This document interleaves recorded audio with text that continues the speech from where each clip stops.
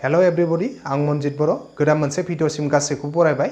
दिनैनि भिडिअआव धुमकेतुनि खायसे खोथा लानानै फैदों आरो लोगोसे बे साननैसोआव अख्राङाव जाय मोनसे धुमकेतु नुजागासिनो दङ बेनिबो खायसे खौरां लानानै नैबे भिडिअखौ बानायनाय जादों। स' गोबाव खालामाबालासिनो दिनैनि भिडिअखौ जागायलांसै। गोदो गोदाय धुमकेतुखौ खैफोदनि इसारा होग्रा मोनसे जिराद होननानै सुबुंफोरा सानदोंमोन।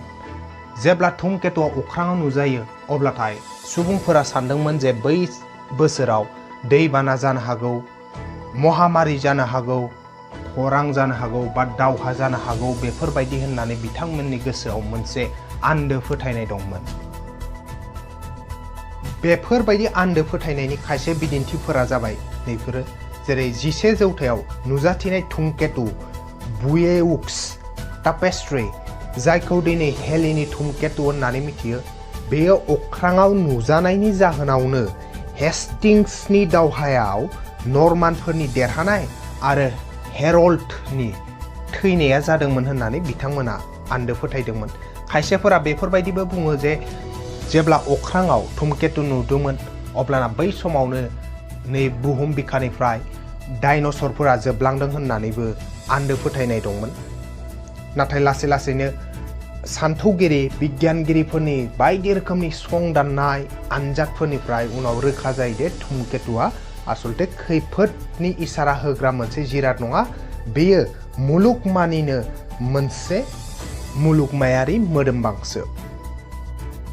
6थि जौथायावनो भारतनि एस्ट्रनमार बराह मिहिर आरो भद्रबाहु मोना धुमकेतुनि बागै खायसे सानदांथि होखादोंमोन। बिथांमोना बुंदोंमोन जे धुमकेतुआ गेजेर गेजेर अख्राङाव नुजाथिफैबाय थानाय रोखोमसे सोरगोआरि मोदोमबां होनना बिथांमोना बुंदोंमोन।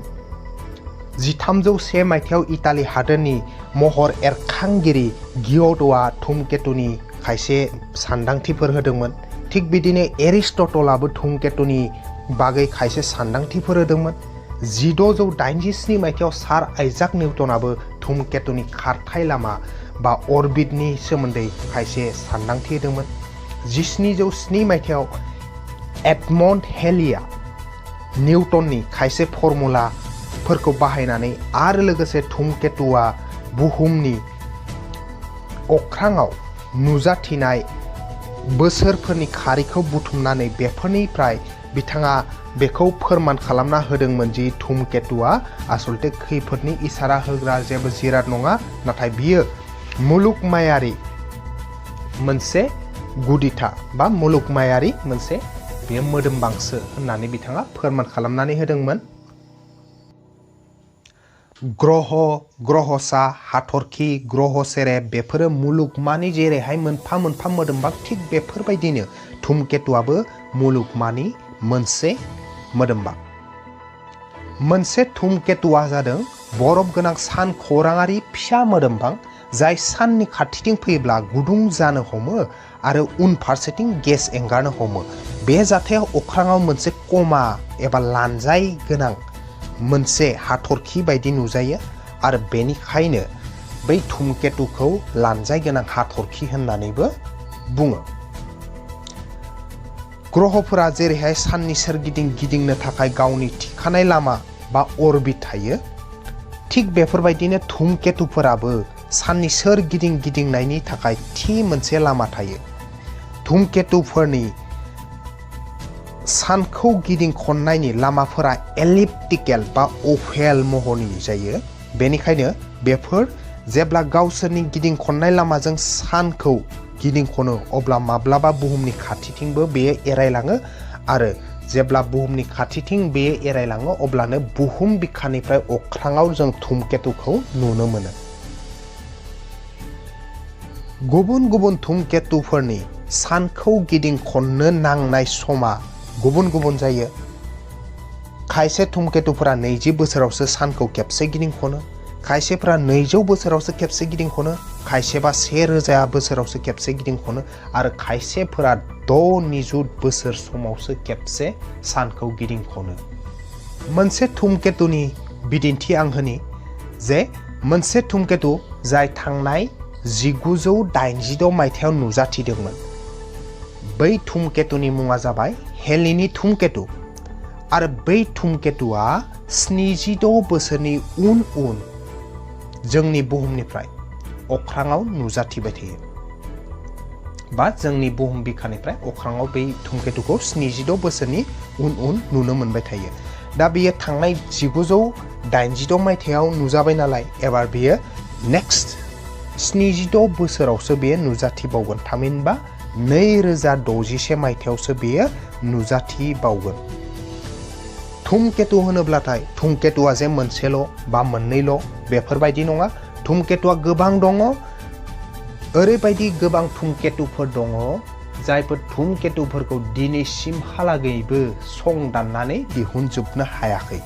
थांनाय 2019 मायथाइनि जुलाइ दानसिमहालागै बिगियानगिरिफोरा गासै साननानै मोननाय धुमकेतुफोरा 6619 मोन आरो थांनाय 27 मार्च 2020 मायथाइयाव थामहिनबा नैबे बोसोरावनो निअवाइस टेलिस्क'पजों मोनसे धुमकेतु अख्राङाव नागिरनानै मोनदों आरो निअवाइस टेलिस्क'पजों बै धुमकेतुखौ संदाननो हानायनि थाखायनो बै धुमकेतुनि मुंखौ दोननाय जादों निअवाइस कमेट बा निअवाइस धुमकेतु आरो बे निअवाइस धुमकेतुआ दा जोंनि अख्राङाव नुजागासिनो दङ। बेयो थांनाय 14 जुलाइनिफ्राय नुजानो जागायदोंमोन आरो बेखौ फैगौ 3 आगस्तहालागै बेखौ अख्राङाव नुबाय थागोन आरो बेखौ नुनायनि समाबो एसे गोब्राब, जों नायनो एसे गोब्राब बायदि। सान हाबनायनिफ्राय 20 मिनिट समसिमहालागै बेखौ अख्राङाव नुनो मोनो आरो बेखौ बबे अख्राङाव नुगोन? बेखौ नुगोन साहा सोनाब खना अख्राङाव जों बेखौ नुनो मोनो। बेखौ जों थानाय जायगानिफ्राय 20 डिग्री गोजौ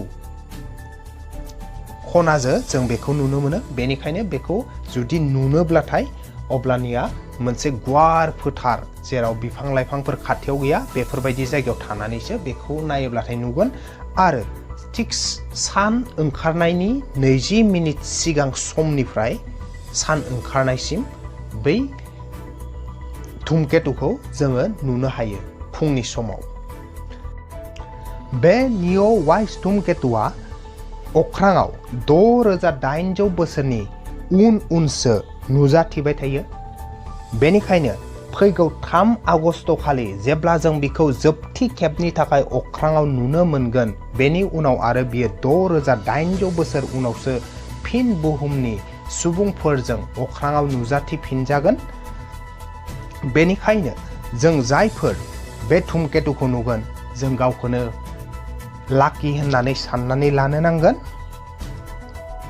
आरो मोनसे खोथा जे फैगौ 22 जुलाइ खालि बे धुमकेतुआ जोंनि बुहुमनि खाथिखैनो बेयो थांगोन आरो बै सानखालिनो जोंहा बै धुमकेतुखौ नुनायनि मेक्सिमाम चान्स जोंहा दङ। बेनिखायनो आसा खालामो बै सानखालि जेन अखा हाया, जोमै जेन अख्राङाव थाया आरो जों गासैबो बै धुमकेतुखौ नुगोन होननानै आङो आसा खालामबाय। आरो बेजों लोगोसे दिनैनि नैबे भिडिअखौबो बेखिनियावनो फोजोबनो लाबाय। नोंथांमोना जुदि भिडिअखौ मोजां मोनबायब्ला बेखौ लाइक खालाम, शेयार खालाम आरो नोंथाङा गिबि खेबनि थाखाय आंनि चेनेलाव फैदोंब्लाथाय चेनेलखौ साबस्क्राइब खालामनानै थां। गोजोन्थों।